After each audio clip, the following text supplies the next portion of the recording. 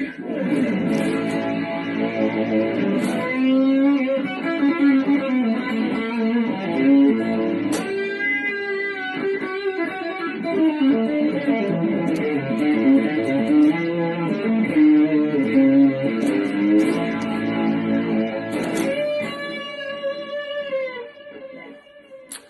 I just wanted to show you that you can actually play guitar after COVID. Probably helps if you could play guitar before. Nevertheless, here's an old friend, actually a new friend, which I can talk about later. But I just wanted to talk to you folks about all this, as I promised I would, because I find it interesting. And of course, we tend to walk around very fearful of what might happen if we got this terrible plague. Well, it's kind of ironic for me, I guess for all of us, you know, we go around, we've been incredibly careful, Anita and myself, spraying food and really not going anywhere, being very hermit-like in a way for the past, 20 months or so. And then last Saturday, we decided we will go to a birthday lunch, and we thought, this is the last social function we will go to. Not that we go to many anyway. We'll chance it. Everybody's triple jabbed. Everybody's going to be with one of these things which says you're negative on the morning, the lateral flow tests. So it seemed to be set up very safely, but of course, yeah, you kind of know you're taking a risk. And so we all went to the party, and I think it's useful for me to tell you this because you can make your own decisions. As Professor Whitty says, you kind of had to decide what your priorities are. And we did, and in retrospect, perhaps we made the wrong decision. We could have seen him another time, but that's history now. But just like you to know, yes, it seemed like a safe situation. You have your negative tests, you have your triple jab. So what could possibly go wrong? We thought we were in a kind of safe bubble, so we didn't wear masks. Not so. So it's worth knowing that. Now, if it had been a board meeting where everybody's sitting a long way apart, maybe that wouldn't have been the case. But the new strain seems to be, the new variant seems to be so incredibly transmissible. I'm not even sure that would be safe. This thing is spreading at such an alarming rate. So just so you know, I can tell you kind of from the other side now, just for the few of you out there who haven't had this now, I can tell you what it feels like on the other side.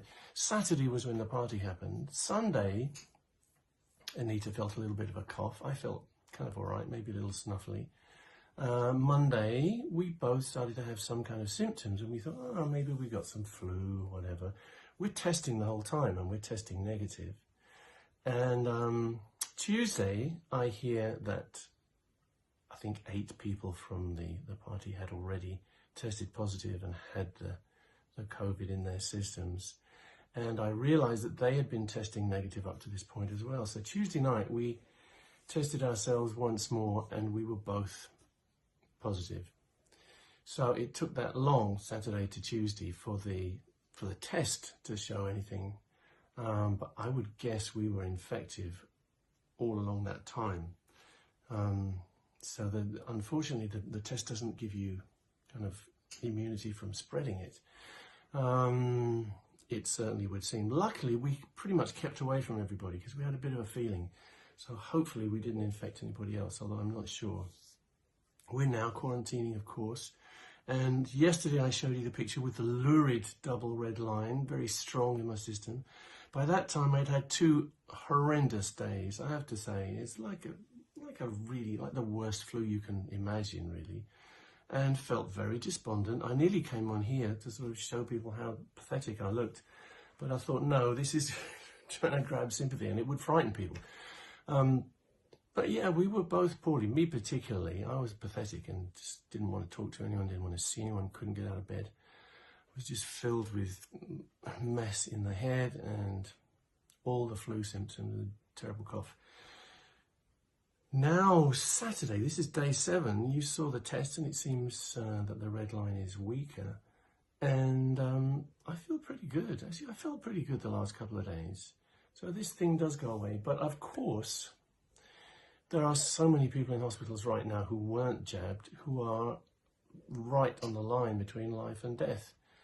And I can't emphasize to you enough, this is not the response that my body would have made on its own. It's making this response because I've had 3 Pfizer jabs.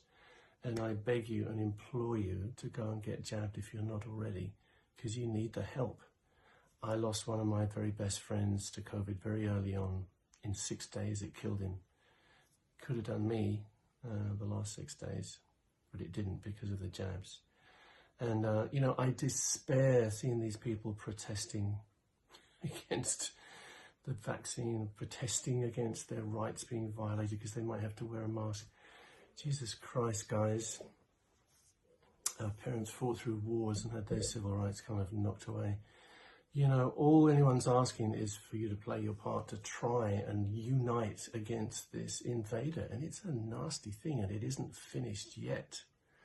So by all means protest. You know, I'm the first person to support people's rights to protest, but protest against stuff that you should be actually concerned with. Protest against the ineptitude, the arrogance, the ignorance, the deceptiveness, the dishonesty of this government led by Boris Johnson. Yeah, protest.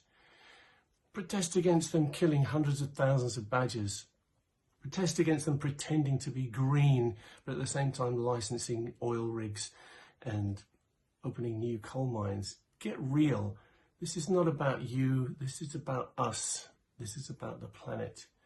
And I feel so sad seeing my past friend, Piers Corbyn, who was in our physics group, a very bright young man. So sad to see him losing his marbles and asking people to burn offices down. I mean, come on. We need to get real.